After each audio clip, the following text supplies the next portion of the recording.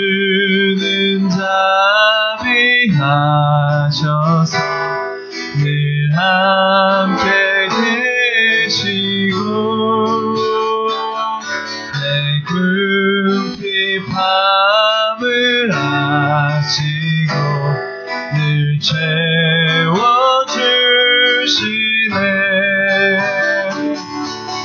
주님을 찬송하면서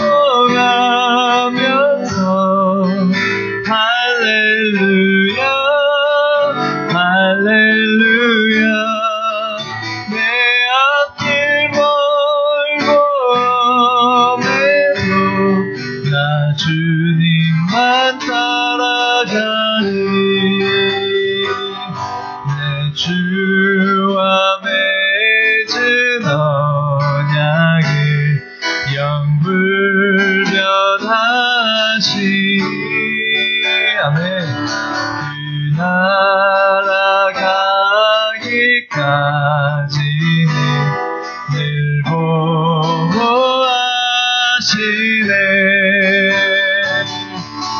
주님을 찬송하면서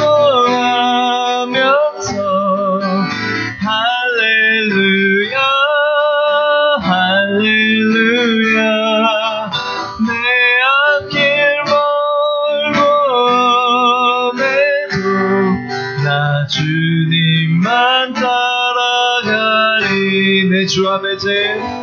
내 주와 맺은 언약을 영불변하시니 그 나라 가기까지는 늘 보호하시네.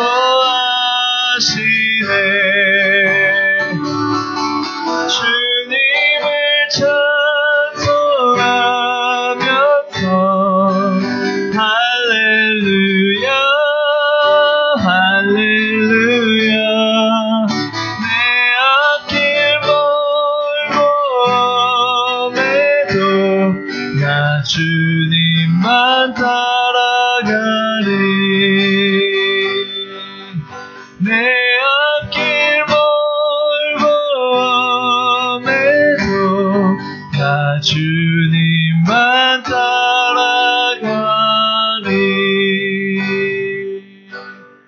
아침에 주의 인자하심을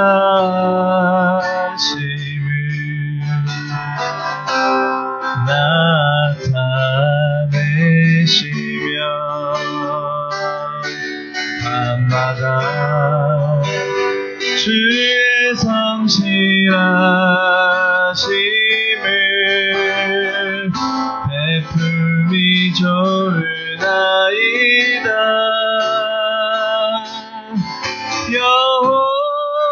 여호와께 감사하며 주의 이름을 찬양.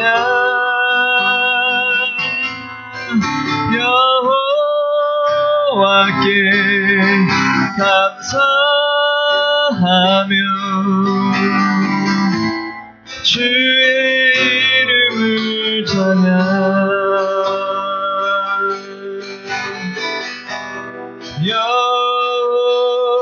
여호와여 주의 행사가 어찌 그리 크신지요. 주의 생각이 심히 깊으시나이다.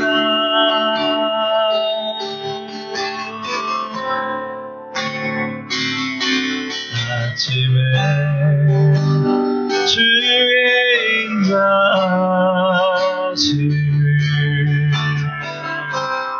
나타내시며 밤마다 주의 성실하심을 베품이 좋으나이다. 한 번 더 찬양합시다. 아침에 주의 인자심을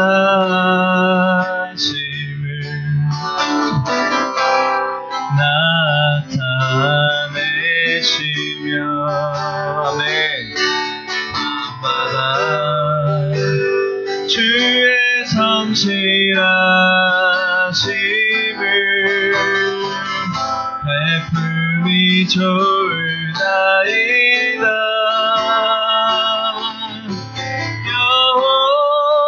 여호와께 감사하며 주의 이름을 찬양.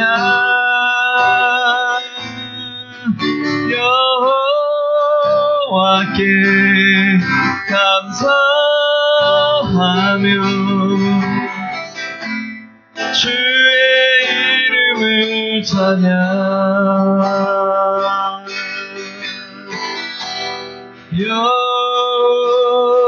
여호와여 주의 행사가 어찌 그리 크신지요. 주의 생각이 심히 깊으시나이다.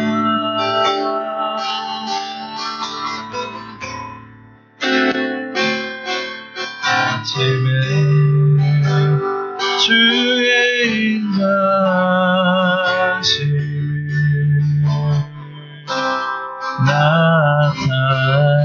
나타내시며 밤마다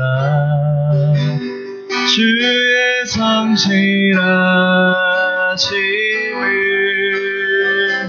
베품이 좋으나이다.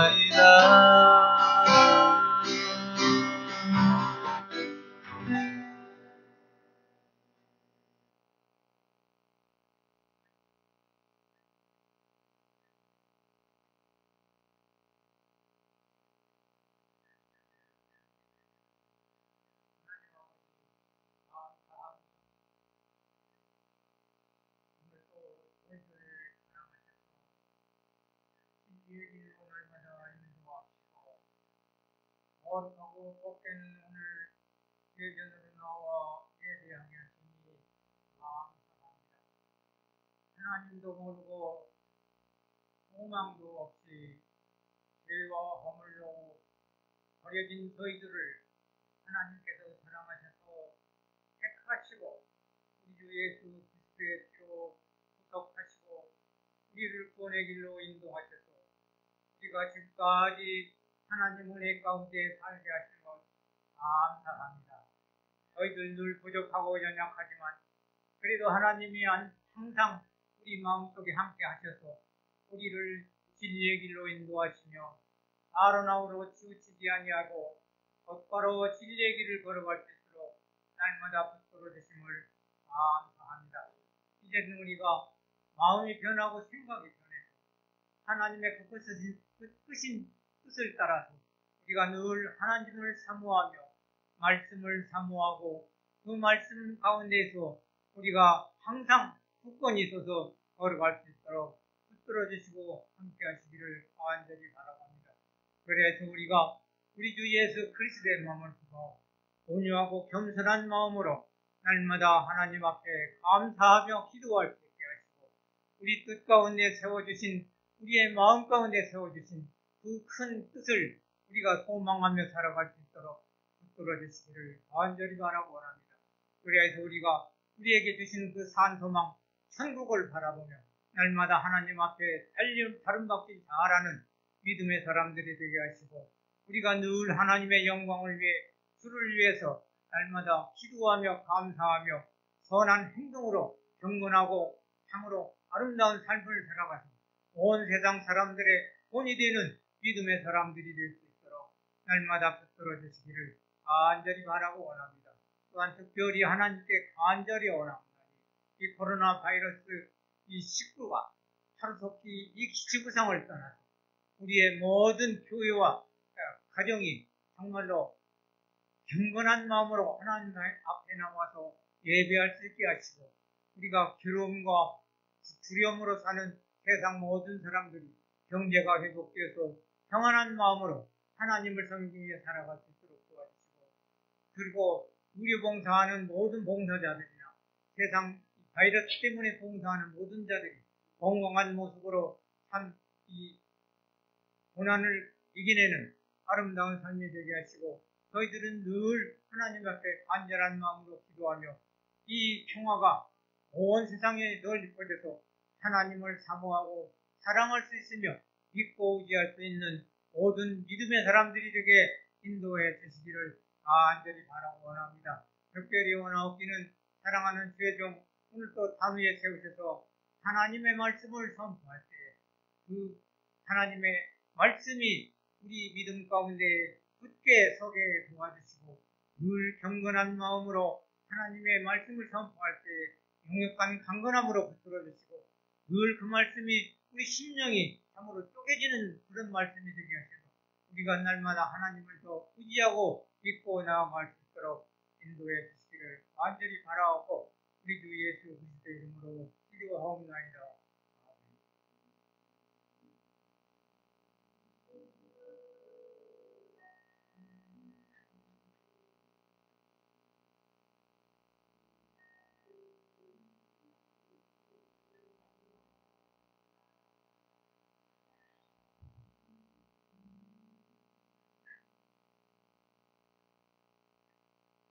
이 시간에는 준비하신 예물 드리시겠습니다. 네, 우리 헌금 시간은 앞으로 나오셔서 이렇게 드리면 되겠습니다. 앞에서 하는 것도 와서 옆으로 나가시는 바랍니다.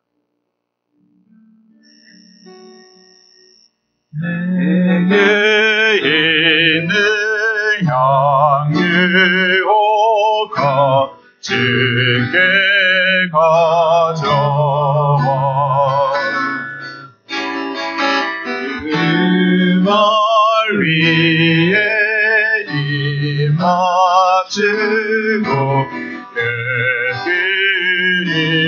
드립니다. 너를 위해 험한 성길 오르신 그 법 너는 마다 그 신선한 세교로하네.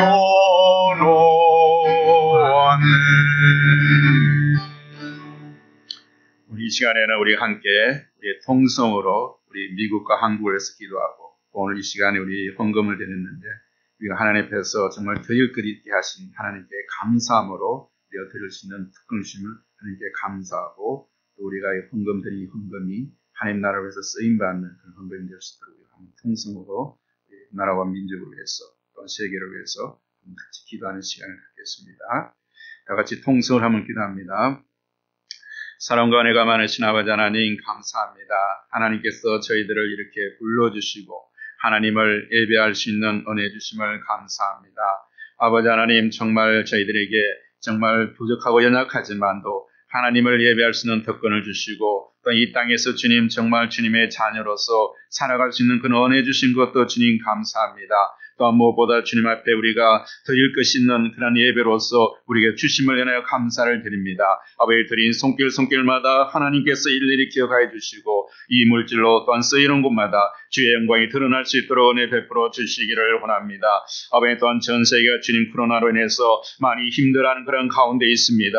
이 코로나 때문에 우리 생활 주변을 많이 변화시켰는데 우리가 뜻하지 않고 우리가 기대하던 그런 것으로 우리가 당황스럽지만도 정말 이 코로나 때문에 다시 한번 우리 자신을 돌아볼 수 있는 그런 기회가 될 수 있도록 도와주시고, 또한 주님 이것을 통해서 우리가 하나님의 뜻을 쫓아갈 수 있는 죄들 되게 하시고, 모든 인류가 주님이시여 이러한 기회를 통해서 하나님께서 부르시는 그 음성을 듣게 하시고 여호와 하나님께 돌아오라는 그 하나님의 음성을 들을 수 있는 아버지 그런 길을 열어주시기를 원합니다.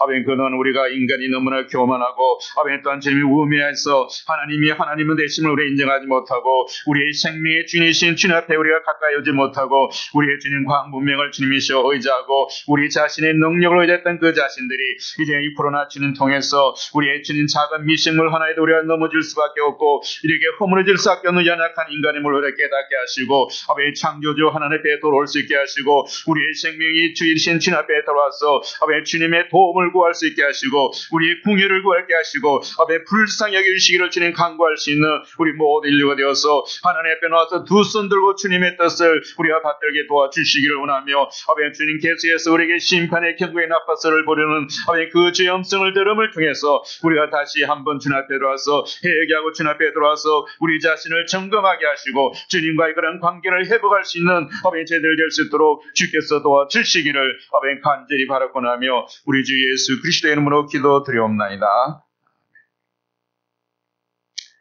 네. 시간에는 우리가 광고 시간입니다. 우리 먼저 우리 김미영 집사님의 어머님께서 한국 시간 지난 5월 2일 날 한국에서 소천하셨습니다. 우리 여러분께서 계속 우리 김미영님 위로해 주시고 참 우리의 삶에서도 가장 우리의 삶의 버팀목이 될 수 있는 게 어머님이신데 그 어머님을 소천하고 나서 마음이 굉장히 힘들 텐데 하나님께서 정말 위로할 수 있도록 위로해 주시고 또 특별히 또 이렇게 위로받아야 될 사람인데 또 우리 점심을 하겠다고 또 이렇게 콩국수를 한다고 합니다. 하여튼 여러분 많이 위로해 주시기 바랍니다.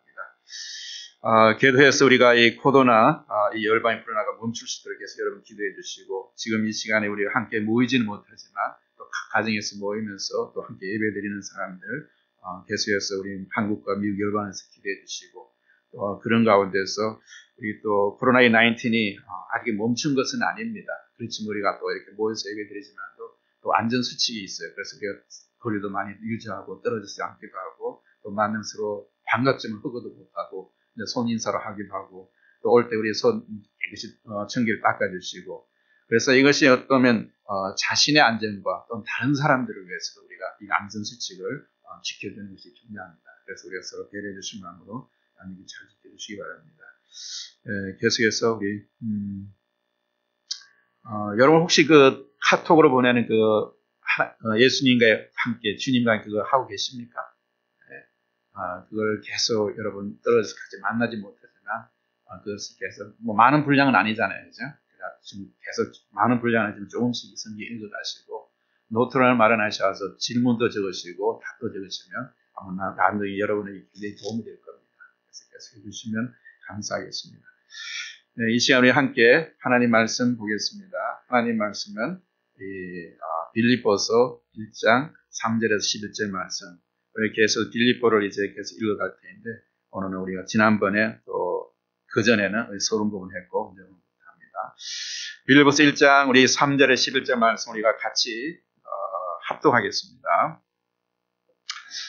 그래도 일어날까요? 우리 하나님 말씀을 존경하고 경외하는 마음으로 다 일어나서 같이 합독합니다.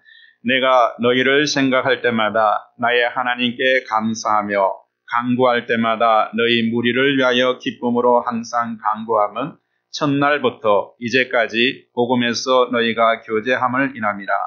너희 속에 착한 일을 시작하신 이가 그리스도 예수의 날까지 이루실 줄을 우리가 확신하노라. 내가 너희 무리를 위하여 이와 같이 생각하는 것이 마땅하니 이는 너희가 내 마음에 있음이며 나의 매임과 복음을 변명함과 확정함에 너희가 다 나와 함께 은혜에 참여한 자가 됨이라. 내가 예수 그리스도의 섬김으로 심장으로 너희 무리를 어떻게 사모하는지 하나님이 내 증인이시니라. 내가 기도하노라. 너희 사랑을 지식과 모든 총명으로 점점 더 풍성하게 하사 너희로 지극히 선한 것을 분별하여 또 진실하여 허물 없이 그리스도의 날까지 이르고 예수 그리스도로 말미암아 의의 열매가 가득하여 하나님의 영광과 찬송이 되게 하시기를 구하노라. 아멘. 앉아주시기 바랍니다. 우리 하나님 감사합니다. 우리 하나님께 인사하겠습니다. 하나님 감사합니다. 하나님 찬양합니다. 여러분 우리가 여러 가지 어려운 그런 상황 속에 지금 여러분 살아가고 있습니다. 참 이 코로나가 우리 예상도 못하고 기대하지도 못했는데 갑자기 나타나가지고 우리 삶의 주위를 너무나 많이 변화시켰습니다. 처음에는 우리가 피부로 느끼지 않았지만도 이것이 이제 피부로 느껴짐을 통해서 뭐 점점 더 사랑과 거리도 더 유지하게 되어지고 또 만나려고 그래도 저 사람이 어떤가 서로 이런 것 때문에 상대방을 배려하는 그런 마음 가운데 서로 또 만나는 것도 그렇고 또 교회 예배도 이렇게 모여 예배드리는 것도 쉽지 않고 또 나아가서는 지금도 경제적으로 얼마나 많이 힘들어합니까 사람들 우리가 그런 사람들 때문에 참 많이 힘들어하는데 하나님께서 정말 코로나 19이 멈춰질 수 있도록 해서 우리 계속적으로 끊임없이 하나님 기도하면 하나님께서 우리의 기도를 들으시고 우리의 모든 이것이 끝날 줄 믿습니다. 여러분 이러한 가운데서 제가 여러분에게 질문해야 되겠어요. 여러분이 지금까지 살아오면서 정말 여러분들이 철학이 있는 삶, 좀 말이 좀 다른데 철학이 있는 그런 삶을 살고 있습니까? 우리가 철학이라 그러면 굉장히 거창하게 생각하는데 아마 자신의 삶을 움직여왔던 어떤 인생 철학이 있습니다. 그것이 어쩌면 흔히 말하는 개똥 철학이 될 수도 있고 정말 자기 자신을 아는 그런 거창한 것은 필요 없겠죠. 그렇지만 우리 철학이 있는 그런 삶. 미국 중부 인디애나 주의 사우스밴드라는 아주 작은 도시가 있습니다. 저희들이 처음 미국 와서 살았던 도시이긴 한데요. 자, 이곳에 보면 미국에서 가장 그런 명문 대학인 노들댐 대학이 있는 곳입니다. 노들댐 대학이 있는 곳인데, 자, 이곳의 철학 교수인 톰 모리스라는 교수가 쓴 그 책 제목이 아주 특이합니다. 어떤 제목인가 하면 이런 책입니다. 아리스토텔레스가 GM, 제너럴 모터스를 경영한다면 어떻게 될 것인가. 그러면 이 아리스토텔레스는 누굽니까? 바로 고대 그리스의 유명한 철학자입니다. 그러면 GM은 누굽니까? 제너럴 모터스는 바로 미국에서 가장 한때는 성장하던 자동차의 그런 굉장히 큰 자동차 회사입니다. 그리고 분우파를 통해서 한때는 미국 자동차 업계를 주도해 나가던 그런 큰 회사입니다. 자, 그런 자동차 업계와 이런 철학자가 바로 이렇게 서로 만나게 된다는 것이죠. 자, 정말 이러한 어떤 새로운 어떤 경험을 창의적으로 미국에 주도했던 그런 회사였는데, 어쩌면 비즈니스 환경, 어쩌면 이런 어떤 그 경영 환경에서 굉장히 치열한 경쟁에 바로 이 철학자를 갖다가 영입한다는, CEO로 영입한다는 그 자체 발상이 굉장히 어떻게 보면 좀 특이하다는 그런 생각이 듭니다. 물론 이분이 그분을 발상 이렇게 CEO를 모셔온 건 아니지만도 그런 철학적인 그런 걸 갖다가 비즈니스에 도입해서 바로 그런 아이디어를 내는 자체가 굉장히 약간은 조금 발상이 기이합니다. 자, 그래서 우리가 그렇다면 이러한 것을 기이하게 여기는 이유는 우리가 철학이라는 그 이야기를 통해서 좀 우리와 너무나 상관이 없는 이야기다. 철학은 어떻게 보면 우리 인간의 삶하고는 너무나 동떨어진 삶이고 우리와 너무나 거리가 먼 좀 우리 현실감이 없는 그런 이야기다. 여러분 우리가 철학 그러면 어떤 것부터 먼저 생각합니까? 여러분 철학 가면 어떤 사람은 정 보는 거, 운명, 관상 보는 것들, 또 여러 가지 어떤 진 보고 이런 것들이 많이 생각나죠. 왜냐하면 우리나라 옛날에는 철학 그러면 바로 인생 철학가 그런 간판을 그 사람들이 내려걸었기 때문에 철학 그러면 바로 우리 사주 관상 그다음에 운명 철학 이렇게 정 보는 그런 것이 많이 생각날 겁니다. 자, 바로 그러한 것이 아무래도 그래서 또 철학을 하면 무엇이 어렵다라는 생각. 어떤 우리가 생각하는 현실감이 없다. 이런 것을 생각하고 있습니다. 그래서 철학자는 어떤 치열한 비즈니스 현장에서는 어울리지 않는다고 생각합니다. 그래서 우리는 아리스토텔레스가 GM을 경영하는 그 발상 자체를 아주 냉소적으로 우리가 쳐다볼 수밖에 없는, 그렇게 생각할 수밖에 없는 그런 상황에 우리가 살아가고 있습니다. 그러나 여러분 우리가 오늘날 다국적 기업들, 특히 글로벌 기업들은 회사가 커져감으로써 그들은 존재하고 더 크게 확장하기 위해서는 자신들만의 철학을 고수하고 있습니다. 그래서 우리 철학 많은 회사들이 어떤 비전 스테이트먼트를 만들고 핵심 가치를 만들고 이런 것들이 모든 것이 바로 그 회사만이 갖고 있는 경영 철학에 의해서 이런 것들을 만들어내는 것이죠. 그래서 오늘도 그런 것을 움직이기 위해서는 철학이 움직이지 않으면 그런 회사를 움직일 수 없다는 겁니다. 어쩌면 큰 회사뿐만도 아니죠. 사실 우리가 큰 회사뿐만 아니라 작은 구멍가게를 운영해도 자기 나름대로 비즈니스의 철학에 대한 것을 갖고 있는 사람하고 그렇지 못한 사람하고는 차이가 있습니다. 자, 그래서 철학 있는 삶과 그렇지 않은 삶에는 분명히 우리 개인도 마찬가지입니다. 내가 어떤 철학을 갖고 사는 아니면 막무가내로 살아가는가, 어떤 맹목적으로 살아가는가 이런 것이 아니라 분명히 인생에 대해서 자기 나름대로 움직여오는 그런 철학이 있는 사람들은 뭔가 삶에 다릅니다. 우리가 데카르트라는 사람이 그랬나요? 데카르트라는 사람이 이런 말을 했죠. 나는 생각한다. 고로 나는 존재한다. 자, 철학이라는 말은 어떻게 보면 우리가 언어적으로 필로소피아라고 영어로 얘기하죠. 그러니까 필로라는 이 말은 합성어인데 사실 사랑이라는 단어입니다. 그러니까 소피아를 사랑해라. 소피아 사랑하는 사람도 이상한 것 같은데 사람 이름으로 우리는 소피아를 많이 사용이 되는데 소피아는 지혜라는 뜻입니다. 그래서 지혜를 사랑하는 바로 이것이 바로 철학의 언어적 힘입니다. 다시 말하면 철학은 생각하는 힘입니다. 생각하는 힘. 그리고 바로 생각하고 지혜를 사랑하는 자만이 존재하게 되어 있습니다. 오늘날의 경쟁사에서는. 제가 왜 이렇게 철학에 대해서 이야기하고 있습니까? 그것은 바로 오늘 우리가 읽은 빌립보서를 통해서도 바로 사도 바울의 삶의 철학을 우리가 볼 수 있기 때문입니다. 이 사도 바울의 삶을 영위하게 만들었고 그가 열정적으로 사역할 수 있게 만들었던 것이 바로 이 빌립보서를 통해서 우리가 볼 수 있고 또 그가 이 살아가는 가운데서도 이 어려운 상황에서도 정말 그가 기쁨을 유지하면서 기뻐하면서 살 수 있던 그 삶의 배경이 무엇인가? 그리고 거기에는 사도 바울을 움직이는 그런 그것을 가능했던 사도만의 그런 철학이 있었다는 겁니다. 여러분 이 빌립보서는 옥중서신입니다. 옥중서신이라는 말은 것은 바로 감옥에서 썼다는 겁니다. 결국은 이 빌립보서는 그 환경이 그렇게 좋은 환경이 아니었다는 겁니다. 자기가 매임을 당하고 자유가 없는 몸에서 감옥에서 썼습니다. 그런데도 이 빌립보서의 큰 주제는 바로 기쁨입니다. 어쩌면 감옥과 우리의 환경과 이 그들이 이야기하는 빌립보 주제가 영상현 단판이 될 수가 있습니다. 그러면서도 이 사도 바울을 움직였던 기뻐할 수 있던 그 원동력이 무엇일까? 여러분 이 빌립보서는 몇 장으로 연결되어 있습니까? 총 4장이 됩니다. 4장으로 연결되어 있습니다. 그러나 각 장마다 각기 다른 기쁨의 원리들을 우리가 발견할 수 있습니다.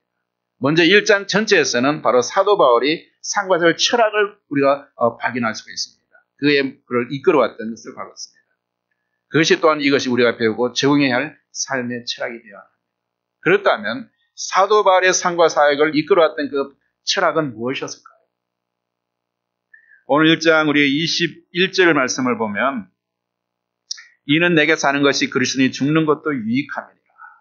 이것이 1장 전체의 우리 하나의 키 벌스가 될 수 있는데 여기서 사도 철학은 바로 사도 바울은 바로 그리스도의 중심적인 삶, 그의 삶을 움직였다는 것, 그가 사역을 가능하게 했고 또 그가 계속 그리스도의 죄를 살아왔었던 것은 예수 그리스도의 중심적인 삶, 예수 안에서 그래서 사도 바울의 모든 빌립보서뿐만 아니라 사도 바울의 전 서신에 보면 가장 드러나는 것이 In Jesus Christ, In Jesus, 예수 안에서 이 말이 계속해서 강조되고 있습니다. 결국 이 빌립보서를 통해서뿐만 아니라 사도 바울을 움직였던 것은 예수 그리스도의 중심적인 삶, 그것이 바로 사도 바울을 운영했던 하나의 철학이 되었습니다. 그래서 빌립보서 1장에서 우리가 예수님의 삶을 추구해서 살아갈 때에 우리에게 요구하는 3가지 있습니다.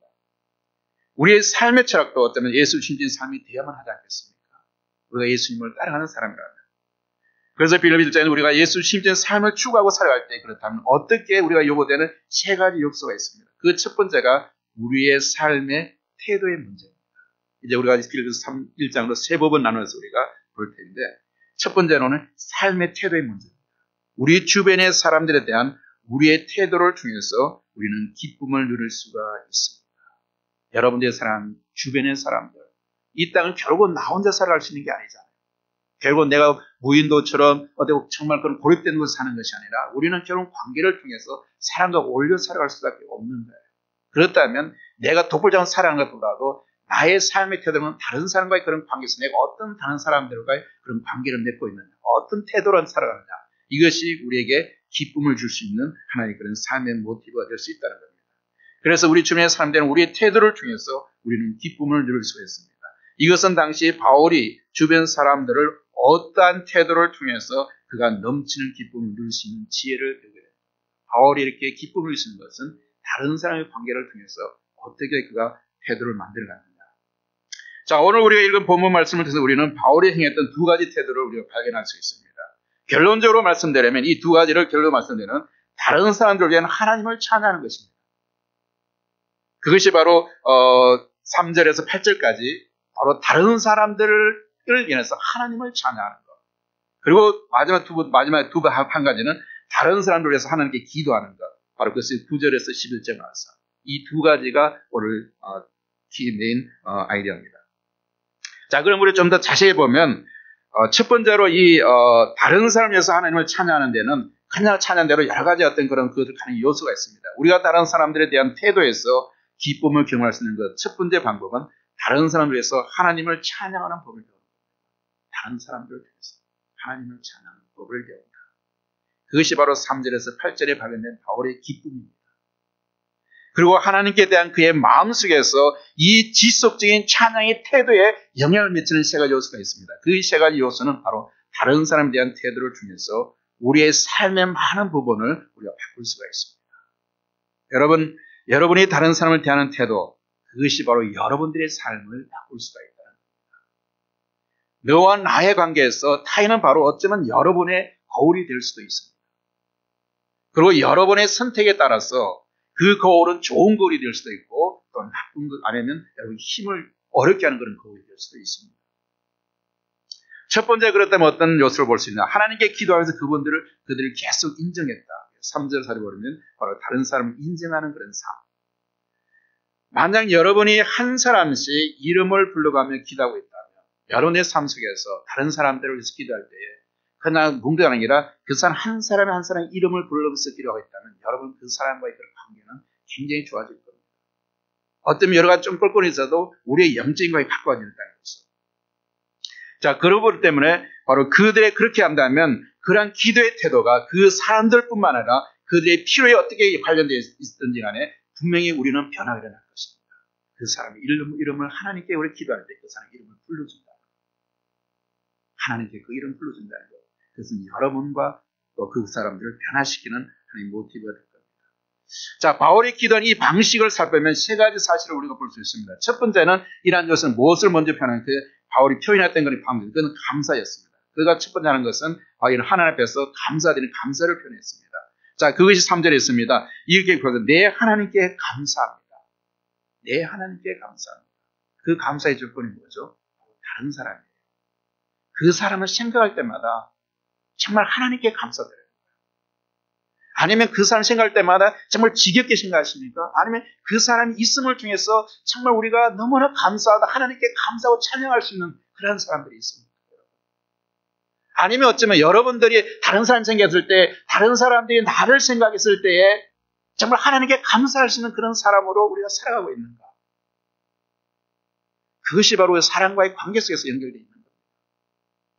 네, 하나님께 감사합니다.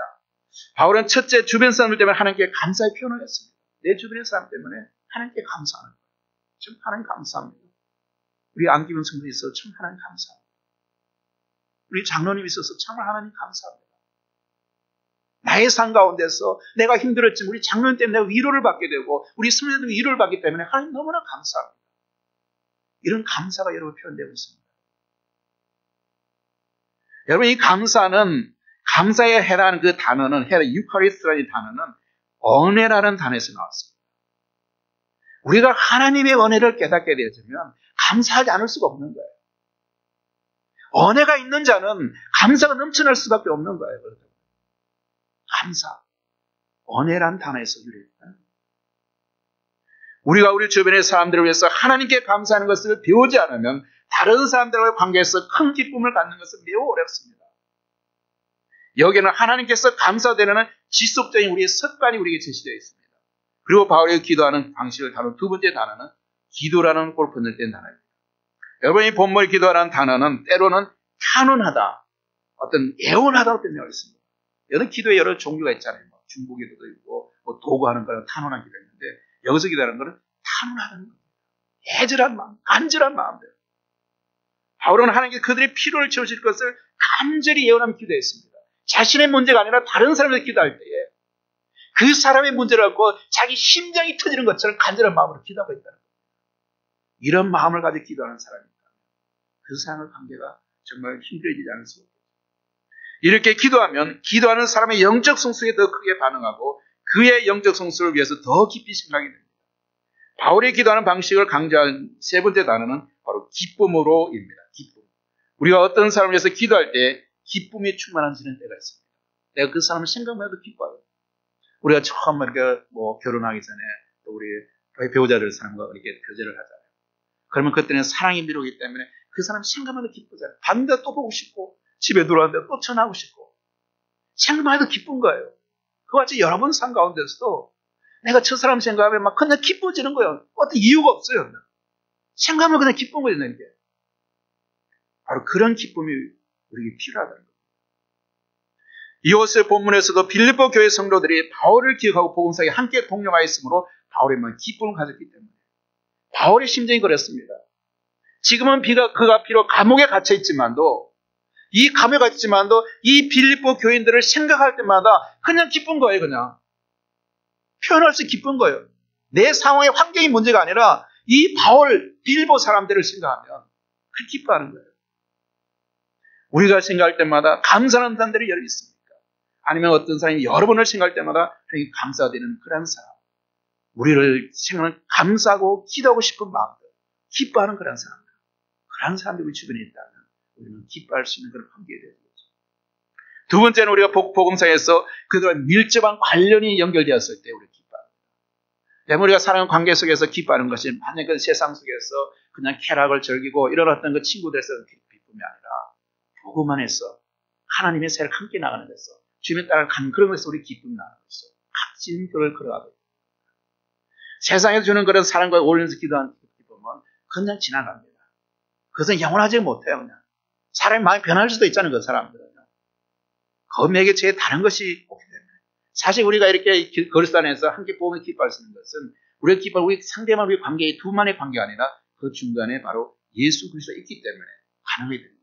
그러나 세상 사람과의 관계는 그것이 존재하지 않기 때문에 영원할 수가 없는 거예요.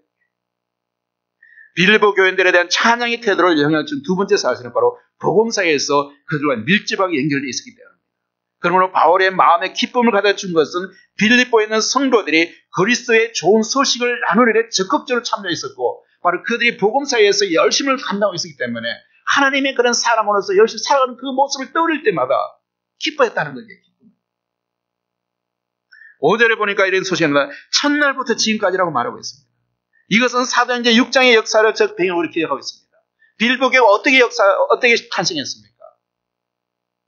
유럽의 최초로 이방인 나라에 가장 먼저 세워진 이 빌립보는 어떻게 태어났습니까? 사도 바울이 이 사도행 16장에 보니까 아시아로 가기 위해서 계속 복음 전에서 아시아로 가려고 했어요. 그런데 갑자기 드로에 갔을 때 하나님께서 마게도냐 상상을 보여주신 거예요. 마게도냐 사람이 같이 한 쌍에 나타나서 건너와서 우리를 도우라. 전혀 생각지 못하잖아요. 이 바울의 마음은 뭐냐? 아시아로, 정반대 방향 아시아로 가려고 했어요. 그렇게 계획하고 있었던 거예요. 그런데 하나님의 주의 성령께서 나타나는 환상 중에서 우리 마게도냐 사람을 보내서 건너와서 우리를 도우라. 마게도냐를 부르신 거예요. 자, 그러면 바울은 어떻게 생각했습니까? 에이, 이거는 잘못된 거야. 자기가 그걸 고집 가겠습니까? 바울은 하나님의 성령이 끌어서 마게도냐. 그 마게도냐, 그것이 첫 번째 바로 빌립보. 처음에 이제 왔으니까 어떻습니까? 이곳에서 청할 때. 아무도 아는 사람이 없을 거 아니에요. 왔을 때. 교회를 개척하러 왔고, 복음을 전하러 왔지만도 아는 사람이 없잖아요. 그런데 하나님께서 드라마틱한 그런 역사를 통해서 만나게 해주신 거예요. 자주장사 루디에를 만나게 해서 그 사람을 통해서 그 가정을 오픈하게 만들고, 거기서 교회를 시작할 수 있게 돼요. 또 어떻게 됐습니까? 빌립보 감옥에 들어갔는데, 감옥의 간수들을 갖다 하나님께서 개입해 주셨고, 그 간수들에 가서 빌립보 감옥에 갇혔는데, 신라와 바울이 감옥에 갇혔을 때, 이유 없이 갇혔잖아요. 그때 어떻게 했습니까? 하나님께 찬양을 올렸잖아요. 감옥에서 찬양을 올렸잖아요. 찬양 부르니까 어떤 역사 나타납니까? 옥문이 열리고, 갑자기 이 차고 쇠사슬이 끊어지고, 옥문이 열려버리잖아요. 이런 놀라운 기회. 그러니까 어떻게 됩니까? 빌립보 감사가, 이제 나는 죽었다. 제수들이 다 도망간 줄 알고, 자살하려고 했을 때, 바울로 나타나면, 자살하지 말라 그러면서, 우리가 여기 있다. 이 빌립보 감사가 감동을 받아서 어떻게 되나? 바울과 신라를 갖다 자기 집으로 데려오잖아요. 그래서 좋은 곳으로 대접하면서, 그때에 빌립보 간수의 가족이 온전히 구원받게 됩니다. 이 사람들이 바로 빌립보 교인의 초대교회 계층 멤버들. 자, 이 사건 속에서 바울이 한 것이 무엇이 있습니까? 바울이 그런 상황을 만들어낼 수 있었겠습니까? 하나님께서 가라고 해서 갔더니 하나님께서 그 명령을 가지고 역사하셔가지고 빌보 간수를 만나게 하시고 루디아를 만나게 하시고 이런 역사를 통해서 바울이 거기서 교회가 세워지는 거예요. 그러다 이 빌보에는 개척도 입었던 감정이 있고 하나님의 드라마한 역사가 있는 그런 교회였다는 것입니다. 바로 이러한 감정이 있는 교회이기 때문에 그리스도를 받은 날로부터 복음제에 충실했습니다. 그 사람. 이런 것을 감정이 체험했기 때문에 하나님의 역사를 체험했기 때문에 우리 교회도 계속해서 하나님의 은혜인 감정이 계속 우리 삶에서 일어나야 됩니다. 정말 우리의 삶 가운데서 드라마틱 그런 어떤 삶은 아닐지라도 조그만 사생활부터 하나님을 만나는 체험, 하나님을 경험하는 삶, 그것이 없이는 우리는 굉장히 드라이해질 수밖에 없습니다. 말씀을 하나 읽을 때마다 그 말씀이 나의 가슴에 부딪혀 오기도 하고 이 조그만 말씀에 이 말씀이 나의 삶 가운데 정말 우리의 어떤 인생의 그런 고민마다 결정할 때마다 그것에 영향을 줄 수 있는 그런 감정 있는 삶, 그것이 바로 우리 교회를 이끌어가는 겁니다. 그래서 6절에서 보니까 바울은 자신감 있게 확신하고 있습니다. 이러한 바울의 하나님에 대한 그런 경험과 그런 체험과 하나님에 대한 감정이 있었기 때문에 앞으로의 그의 삶 가운데서도 이런 하나님을 의지하는 그런 믿음이 있었기에 바로 6절에서는 이런 말씀을 합니다. 주 예수께서 우리가 확신하노라. 너희 속에 착한 일을 시작하신 이가 그리스도 예수의 날까지 이르시기를 우리가 확신하라. 자신감이 있는 거예요. 확신할 수 있는 거예요. 그런데 이러한 확신의 근거는 바로 어디에 있겠습니까? 자신의 확신이 아니었죠. 하나님 주신 확신. 하나님을 만났던 그 경험들. 빌보 감수를 깨닫게 했던 그 하나님. 그 하나님 때문에 바로 그 확신의 근거는 하나님에게 있었습니다. 빌보의 사이 시작부터 지금까지 하나님께 말할 수 있음을 경험했기 때문입니다. 바울의 이 확신은 두 가지 일에 기초를 두었습니다. 첫째는 그것은 바로 구원에 대한 하나님의 사이 근거한 것입니다. 여러분 빌보 간수를 구원하는 데서 바울이 어떤 역할을 했습니까? 루디아라는 사람을 어떻게 만나서 그들을 구원했겠습니까? 이 모든 구원의 사역은 사람이 아니라 하나님의 일이라는 겁니다. 여러분이 나가서 복음을 전하고 예수에 대한 그런 소문을 이야기를 할 수 있고 복음을 전할 수 있지만 그 사람의 마음을 변하지 그 사람의 인생을 구원할 수 있는 것은 하나님의 성령의 역사입니다. 여러분이 가서 예수 복음을 전해야 되겠죠. 그러나 여러분 그것을 꼭 구원시키려고 하는 그런 가치는 힘들어요. 여러분 단순히 전하는 거예요. 전하면 성령, 구원은 하나님의 역사입니다. 우리가 그리고 또 한 가지는 우리 가운데 선한 일을 시작하신 분은 바울이 회심하는 순간에 주님의 확신을 나타냅니다. 구원의 일은 사람의 일이 아니라 하나님의 일입니다. 그리고 바울이 하신 두 번째는 우리 안에서 착한 일을 시작하신 분이 누구십니까? 예수님이라는 거예요. 그러면 그분이 일을 시작하셨다면 그 결과의 마지막은 어떻게 되는 겁니까? 용진 3절을 그냥 시작하고 마무리 없이 끝나는 겁니까? 예수님이 시작이기 때문에 그 결과는 어떻게 하든지 하나님께서 이루시고 완성하신다는 것이 바울의 확신이었다는 거예요. 여러분 안에서, 여러분 공동체 교회 안에서 그 일을 시작할 수 있는 일이 누구나 예수님이라면 이 일은 계속 이루어질 것이고 완성될 것입니다. 왜냐하면 여러분이 아니라 하나님이 시작하시기 때문에. 우리 타일교도 35년 이곳에 시작하셨습니다. 그것이 하나님이 하신 거라면 그 결과상을 먼저 과정 중에서 어느 힘든 과정을 지날지는 몰라도 그 결과는 하나님께서 사용하시는 큰 일로 쓰임받으시는 하나님의 일이라. 여러분 이 마음을 바로 품고 있는 대로 우리가 어떤 사람은 바로 이런 빌보 사람들 그 마음에 품고 있었습니다. 자, 타일교도 하나님께서 시작하신 교회라면 바로 이런 비전과 그분의 비전과 목적에 따라 우리가 사용될 것입니다. 우리가 비전을 받는 것도 우리가 사명에 우리가 주어진 것이지만 우리는 교회 나름대로 비전도 우리가 만드는 비전이 아니라 하나님이 주신 비전입니다. 하나님이 주신 하나님. 자, 그러므로 세 번째 그들에 대한 그분의 끊임없는 애정입니다. 빌보 신자들이란 찬양의 태도에 영향을 준 세 번째 사실은 그의 마음에 그 세 번째 사실은 그의 마음속에 뿌리를 두고 있습니다. 바울 사도의 마음에 뿌리를 두고 있습니다. 다른 사람들은 우리의 태도에서도 주님의 기쁨을 누리는 기본 원리는 내 마음속에 있다는 겁니다. 여러분 마음속에 있는 것이 밖으로 나타나는 거예요. 여러분 어떤 마음을 품고 있느냐에 대해서. 바울은 빌립보 성도들이 그의 마음에 품고 있었습니다. 바울이 빌립보 교인들을 마음에 품을 수 있는 것은 바로 뭡니까? 바울의 삶의 중심에 누가 예수님이 있었기 때문에. 우리가 이런 여러 사람들을 여러분들이 다른 사람을 품을 수 있는 것은 여러분의 사랑의 능력이 컸어 아니면 너무 사랑스러운 것이 아니라 여러분 안에 예수님이 있기 때문에 다른 사람을 품을 수 있는 거예요. 만약 예수님 없이 여러분 착수로 분노하면 그건 너무 힘든 거예요. 결국 오래 가지 못하고 결국 중단될 겁니다. 트러블이 생길 것이고. 우리가 사랑하는 것도, 다른 사람 사랑하는 것도, 다른 사람도 우리의 힘으로 사랑할 수 없어요. 우리 사람에게는 사랑할 능력이 없어요. 사랑할 여지가 없어요. 우리는 하나님의 사랑이라고 하셨잖아요. 하나님의 사랑을 받아서 그 하나님의 사랑이 우리를 통해 흘러 넘치게 만드는 거예요. 사랑은 자유스러운 거래요. 내가 억지로 사랑하려고 사랑하는 것이 아니라 하나님의 사랑이 우리를 넘치게 나게 우리 하나님께서 충만해서 나면 그 하나님의 사랑이 우리를 통해서 흘러서 다른 사람을 사랑하게 되는 거예요. 그렇기 때문에 우리는 하나님의 사랑이 그 소스는 하나님께 있는 거예요. 여러분 우리가 달빛을 봐주는 건데 그 빛이 다시로 온 게 아니라 같이 쏘는 거다. 그와처럼 우리는 바로 하나님의 그런 사랑을 받은 자로서 우리 안에 예수의 사랑이 있기 때문에 예수님을 사랑할 때에 다른 사람들을 품을 수 있고 바로 사랑할 수가 있다는 겁니다. 그리고 이제 마지막 두 번째 한 가지는 다른 사람들 하나님께 기도드리는 것입니다.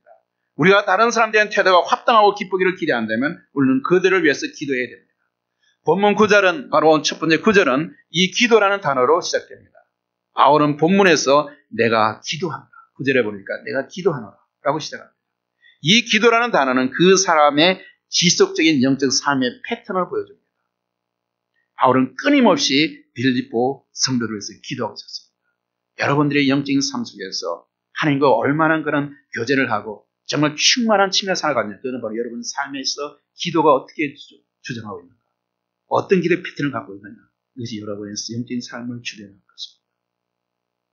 누가복음 18장 1절에서 이야기하면 예수님께서 이렇게 우리에게 얘기했습니다. 사람들은 항상 기도하고 낭망하지 말아야 될 것이다. 기도할 때 여러분 힘들 수 있잖아요. 그렇지만 낭만 끊임없이 기도하라는 거예요. 바울도 이야기했습니다. 데살로니가서 5장 17절에서 쉬지 않고 어떻게 하면 계속해서 기도하라는 거예요. 우리의 삶의 기도가 반짝 기도는 것이 아니라 꾸준하게 하나님 계속 교대하면서 그것이 바로 우리 영적인 그런 호흡이잖아요. 그런 어떤 기도의 생활을 하라는 겁니다. 그래서 본문에서 기도에 관해서 우리가 생각할 것은 우리의 기도에 대해서는 우리가 감정적으로 흘러갈 수도 있고 기도가 참 이게 쉽지는 않습니다. 그러나 바울이 우리에게 주는 것면은 지식과 총명으로 풍성하게 사랑으로 자라가라. 오늘 우리가 이 사도 바울의 태도를 보면 사도 바울은 가장 중요한 성경적 가치 사랑을 위해서 먼저 기도했습니다. 사랑을 위해서. 내가 기도하노라. 너희 사랑을 지식과 모든 충명으로 점점 더 풍성하게 자라라. 여기에서 사랑으로 번역된 헬라어는 원어가 바로 아가페 사랑입니다. 아가페. 여러분 아가페 사랑이 뭔지 아시죠? 하나님의 사랑이에요. 가장 희생적이잖아요. 예수 그리스도가 십자가에 죽었던 바로 그 희생적인 사랑을 아가페 사랑입니다. 그것은 바로 조건 없는 사랑이며 예수님이 십자가에서 보여준 그런 사랑입니다. 우리가 예수님의 제자라면 우리도 예수님의 사랑으로 풍성해야 됩니다. 예수님을 믿고 따른 사람이기 때문에 예수님의 사랑이 나오는 겁니다. 예수님과 전혀 관계없는 사람들은 그 안에서 예수님 나올 수가 없겠죠. 그러나 우리 예수님의 중심적인 그런 삶을 살아간다면 우리의 삶 자체가 예수님 주냐면 우리 안에서 예수의 사랑이 나올 수밖에 없는 겁니다.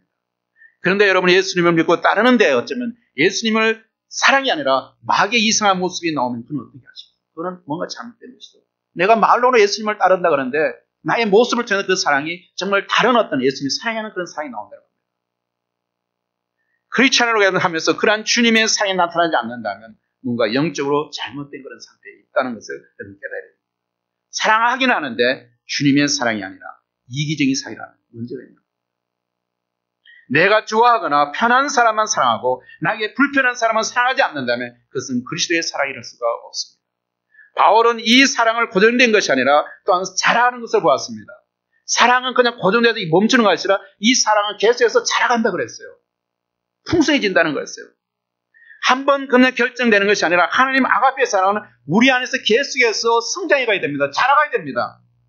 그래서 이 사랑, 그 사랑이 점점 더 풍성해지기를 바로 바울은 기도하고 있는 것입니다. 이 사랑이 더 풍성해지기를, 자라가기라는 것이죠. 여기서 바울은 빌립보 교회 성도들의 믿음이나 소망을 위해서 기도하지 않았습니다. 빌립보 성도들의 믿음으로 충만해달라, 그들이 소망을 갖게 해달라 이렇게 기도하지 않았습니다. 바울이 기도한 것은 빌립보 교회 성도들이 사랑 안에서 더 하나님의 사랑이 풍성해지고 자라가도록 해서 기도했다는 것입니다. 그렇다고 우리 여러분 이 믿음과 소망이 중요하지 않다는 것이 아니라 그것도 중요하지만 사랑이 더욱더 중요하기 때문에 이런 것을 이야기하고 있습니다. 바울은 빌립보 성도들이 신령한 언사를 받도록 기도하지 않았습니다. 방언이나 예언 같은 은사들이 신앙생활에 활력을 주며 유익을 끼칠 수 있지만 그것들도 역시 사랑만큼 중요하지가 않다는 겁니다.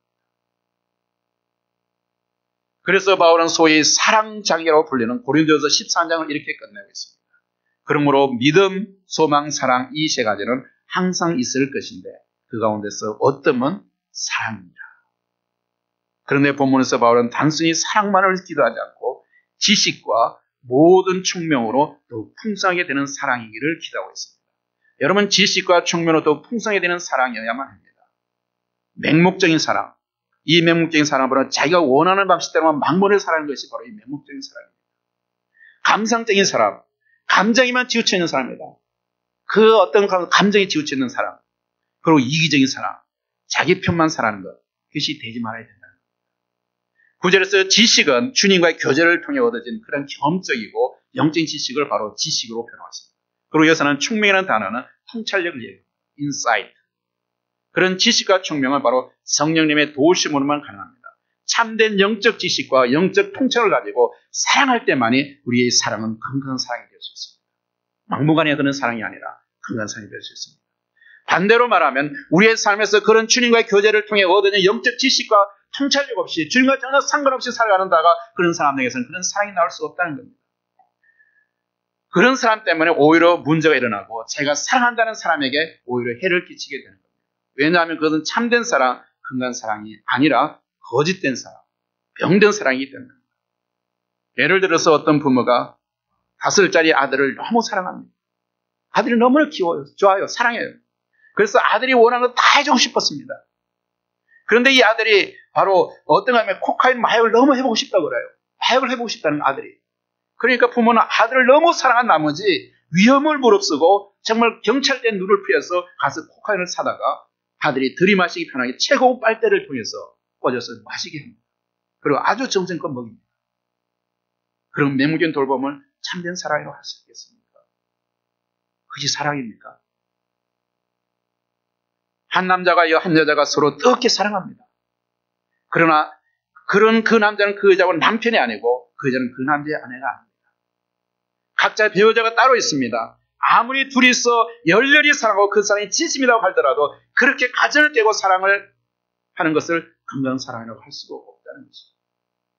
결코 그럴 수 없습니다. 그래서 바울은 빌립보 교회 성도들이 지식과 총명과 함께하는 아가페 사랑으로 풍성해지기를 기도하고 있습니다. 오늘 사는 우리도 단순한 사랑이 아니라 이처럼 지식과 총명으로 더욱 풍성해지는 사랑이 반드시 필요합니다. 사랑하는 것에는 지혜가 필요합니다. 그렇지 않으면 오히려 상대방에게 해가 될 수가 있기 때문입니다. 두 번째로 이제 선한 것을 분별하며 기도하는 태도를 가져야 합니다. 바울은 빌립보 형제 자매들이 사랑하는 형제들을 사과들어 기도하는 동시에 또한 그들이 분별하는 사람이 되기를 기도하고 있습니다. 분별하는 것. 10절 말씀을 보니까 너희로 지극히 선한 것을 분별하며 또 진실하여 허물 없이 그리스도의 날까지 이루고, 바로 우리가 하는 분별하라는 겁니다. 오늘날 이 시대같이 너무나 정말 험악합니다. 복잡합니다. 가치관이 전복된 그런 시대입니다. 뭐 한 것이 옳다고 이야기할 수 없는 것입니다. 이럴 때 우리 그리스도인으로서 말씀에 의지해서 정말 분별을 갖는 것이 가장 중요한 이 시대의 덕목입니다. 이 분별을 잃어버린다면 여러분들은 정말 올바른 그리스도인을 살아갈 수가 없는 겁니다. 여기서 분별하다에 해당하는 헬라 단어는 위조 지표를 구별할 때 또는 당시에 유행하던 도자기가 가짜인지 진짜인지 구별할 때 사용되는 그런 단어입니다. 그리스도인들은 사랑의 삶을 살아야 하는데 그 사랑이 참된 사랑인지 건강한 사랑이 되기 위해서는 분별의 삶이 꼭 필요하다는 겁니다. 사랑하는데도 분별이 필요합니다. 함부로 자신의 감정에 치우쳐서 사랑하게 되면 상대방을 오히려 망치게 된다는 겁니다. 사랑은 감정일 수밖에 없죠. 감정인 단어잖아요. 그렇지만 이 사랑에도 우리가 절제하기 때문에 분별이 있어야 된다는 겁니다.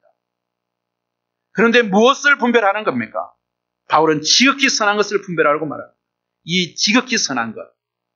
그 말은 1세기 당시 그리스도 헬라 철학자들에게서 많이 사용되는 그런 표현입니다. 선한 것, 최고의 선을 말하는 겁니다. 그들은 최고의 선이 뭐라고 했습니까? 헬라 철학자들은 최고의 선이 행복이라고 했어요. 행복. 그것이 이 세상의 철학자는 행복을 추구하는 그것이 최고의 선이라고 했습니다. 그러나 사도 바울은 그것이 아니라 꼭 말합니다. 무엇이라고 말합니다. 그는 우리가 분별할 최고의 선이 무엇이라고 이야기하고 있습니다. 로마서 12장 2절에 보니까 너희는 이 세대를 분별하지 말고 본받지 말고 이 세대를 본받지 말고 오직 마음을 새롭게 함으로 변화를 받아 하나님의 선하시고 기뻐하시고 온전한 뜻이 무엇인지 분별하라. 무엇을 분별하고 있습니까? 우리의 삶 속에 있어서 이 땅에서 정말 하나님의 뜻이 무엇인지, 나에게만 하나님의 뜻이 무엇인지, 내가 하고 있는 그 하나님의 뜻이 무엇인지를 분별해 살아야 합니다. 하나님의 뜻은 뭡니까? 우리를 선하게 만들고 우리를 기뻐하시는 그런 하나님의 선하신 뜻을 분별하는 겁니다. 여기서 바울은 우리가 분별해야 할 최고의 선이 하나님의 선하시고 기뻐하시고 온전한 뜻이라고 이야기합니다. 이것이 우리가 복된 인생을 사는 데 가장 중요한 것입니다. 그는 빌립보에서도 그 중요성을 다시금 우리에게 강조하고 있습니다. 빌립보서 2장 13절에 보니까 너희 안에서 행하시는 이는 하나님이시니 자기의 기쁘신 뜻을 위하여 너에게 소원을 두게 행하게 하시나니. 뭐라 했죠? 하나님의 기쁘신 뜻. 우리가 예수님을 믿고 나면 마음에 새로운 소원이 생깁니다. 그것은 그저 자기가 원하는 소원이 아니라 하나님이 기뻐하신 뜻을 이루고자 하는 그 소원입니다. 성령님은 우리가 그 소원을 이룰 수 있도록 도와주십니다. 하나님께서 기뻐하시는 뜻이야말로 최고의 선입니다. 이것이 우리가 바라보고 붙들고 살아야 할 가장 중요한 가치며 삶의 태도입니다. 또한 10절에서는 진실하다와 허물이 없다는 말이 나옵니다. 우리가 분별하는 삶을 살게 되면 우리가 진실하고 허물 없는 인격으로 성장하며 그리스도의 날까지 이르게 된다는 겁니다. 여기서 진실하다는 말은 우리의 내적인 단순성을 이야기하고 있습니다. 실제로 진실하지 않고 거짓말하며 속이는 사람들은 참 복잡하게 살아가고 있습니다. 힘들게 살아갑니다. 왜냐하면 거짓말을 했기 때문에 그 거짓말을 듣기 위해서 또 다른 거짓말을 해야 되고 또 거짓말을 했다 하면 또 거짓말을 해야 되고 계속 이러다 보면 계속 거짓말하기 때문에 복잡한 상황입니다. 그리고 내가 어디서 무슨 거짓말을 했는지도 생각하고 살아야 되기 때문에 항상 복잡합니다. 하지만 진실한 사람은 전혀 복잡하지 않고 단순합니다. 어디서든 같은 말을 하기 때문에 그래서 단순하면 단순할 때에 우리가 기뻐할 수 있습니다. 너무 복잡하게 살아가면 인생이 힘들어요. 우리가 단순하고 그리스도 안에서 단순해지면 기쁨을 누릴 수 있다는 겁니다. 오래전에 아주 캄캄한 밤에 바다를 항해하던 미국 전함 한 척이 있었습니다. 이 배는 바로 앞 그 캄캄하게 딱 보이지 않는 가운데서 운행하고 있었습니다. 그런데 저 멀리서 다른 배에서 비추는 불빛을 보게 되었습니다. 그래서 이 배는 큰 전함이기 때문에 방향을 돌리기가 쉽지 않았습니다. 그래서 그걸 함장이 앞에 있는 배에게 이렇게 명령을 내렸습니다. 나는 스미스 함장이다. 앞에 배는 방향을 돌려라. 우리는 임무 수행 중이다. 함장이 소리치다 응답이 들려왔습니다. 네, 저는 종수 이등병입니다. 그 배를 돌리십시오. 아니, 이등병 주제에 내게 명령을 해? 기분이 상한 함장 더 크게 소리쳤습니다. 나는 스미스 미 해군 대장이다. 어서 배를 돌려라. 상대방의 응답은 동일했습니다. 저는 종수 이등병입니다. 배를 돌리십시오. 화가 난 심장이 더 이상 이제 소리쳤습니다. 나는 스미스 해군 대장이라고 이야기했다. 황정 배를 돌려라. 이건 전함이다. 캄캄한 어둠 속에서 응답이 들어왔습니다. 여기는 존스 이등병입니다. 어서 배를 돌리십시오. 여기는 등대입니다. 여러분, 등대가 움직일 수는 없겠죠. 그죠? 등대는 움직일 수가 없는 겁니다. 등대가 움직일 수 없듯이 우리의 살아가는 삶의 환경 우리가 바꿀 수가 없습니다. 우리의 주어지는 상황들, 우리가 관계하는 사람들, 우리가 그 사람들을 바꿀 수가 없습니다. 우리의 주어지는 상황들 우리는 바꿀 수가 없습니다. 사람들의 반응대로 외부의 조건은 우리가 바뀌지 않습니다. 우리가 바꿀 수 있는 것은 바로 자기 자신.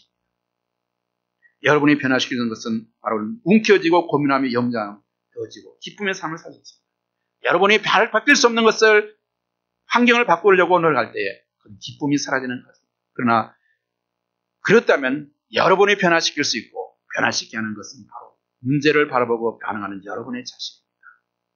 우리의 삶에서 외부의 환경을 바라보면 우리가 기쁨을 가질 수 있는 것은 없습니다. 이 주변의 상황을 돌아오십시오. 우리에게 기뻐하는 소식을 전해준 것이 있습니까? 환경 우리를 녹록지 않습니다. 그 환경에서 우리의 기쁨을 누리려면 우리는 그 기쁨을 누릴 수가 없습니다. 우리 자신의 태도를 바꿀 때에 바울이 누렸던 그 기쁨을 우리는 누릴 수가 있습니다. 우리의 삶의 태도를 통해서 하나님을 찬양하고 여러분의 삶의 태도를 통해서 하나님께 감사하는 그런 사람이 되기를 바랍니다. 여러분의 태도는 바로 선택입니다. 우리의 인생의 삶의 여정에서 우리는 어떤 삶을 살기를 원하십니까? 기쁨이 있고 성령의 인생을 살기를 원치 않으십니까? 여러분의 태도를 바꾸십시오. 여러분의 삶을 통해서 다른 사람들이 내가 누구누구 때문에 하나님께 감사합니다. 그런 사람이 되기 위해서는 여러분의 자신의 환경을 바꾸려보다도 내 자신을 바꾸십시오. 그러면 여러분의 삶을 통해서 그리스도의 의의 열매를 풍성히 거두는 삶을 살게 될 것입니다. 그래서 바울 사도가 11절 말씀을 이렇게 고백합니다. 예수 그리스도로 말미암아 의의 열매가 가득하여 하나님의 영광과 찬송이 되기를 원합니다.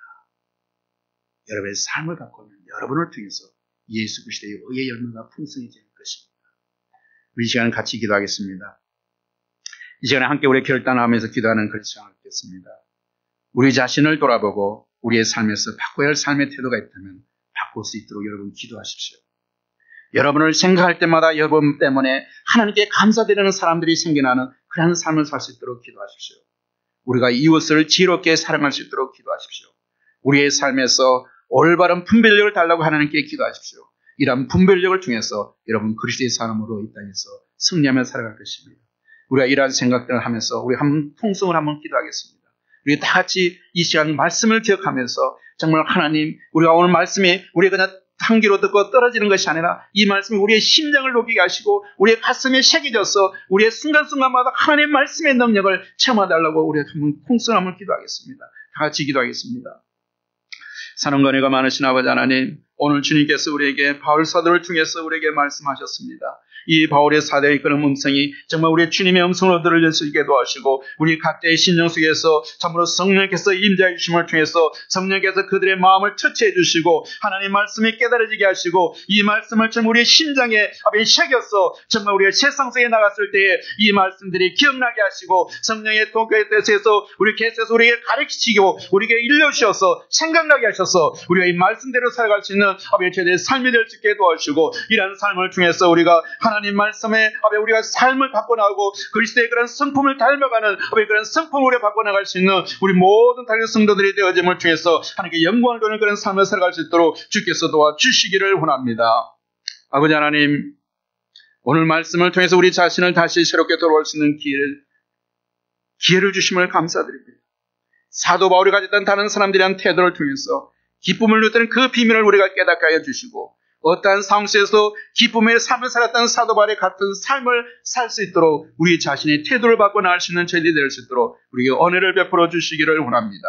이 세대에서 하나님의 뜻을 분별한 삶을 살 수 있게 도와주시옵소서. 저희들의 삶을 통해서 하나님을 찬양하고 감사하는 많은 사람들이 생겨나고 그러한 삶을 살 수 있도록 저희들의 삶의 태도를 바꾸는 그러한 일에 성령께서 도와주시고 우리의 성령의 도가 되게 하시고 의의 병기로서 이 땅에서 주님과 동행하면서 승리하는 우리 탈교의 모든 성도들이 될 수 있도록 은혜 베풀어 주시기를 간절히 바라고 나며 예수 그리스도 이름으로 기도드립니다. 모두 자리에서 일어나셔서 같이 성령 찬양하시겠습니다.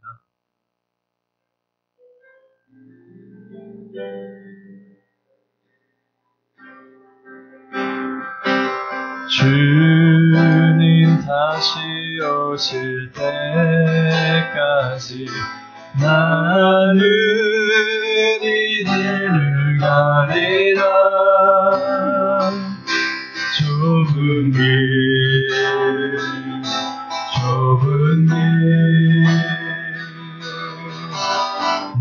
나의 십자가 지고 나의 가는 이 길 끝에서 나는 주님을 보리라. 영광의 내 주님 나를 맞아주시니 주님 다시 오실 때까지 나는 일어나 달려가리라. 주의 영광 온 땅 덮을 때 나는 일어나 노래하리. 내 사모함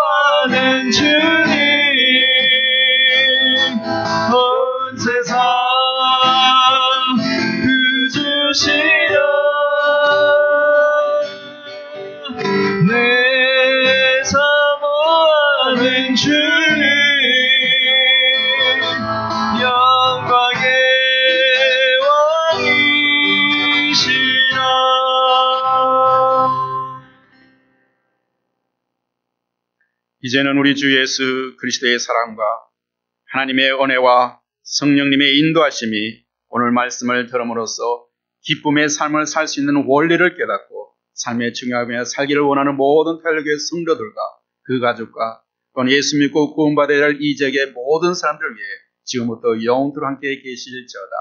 Now the love of our Lord Jesus Christ, the grace of God, and the guidance of the Holy Spirit will be with us forever and ever. Amen.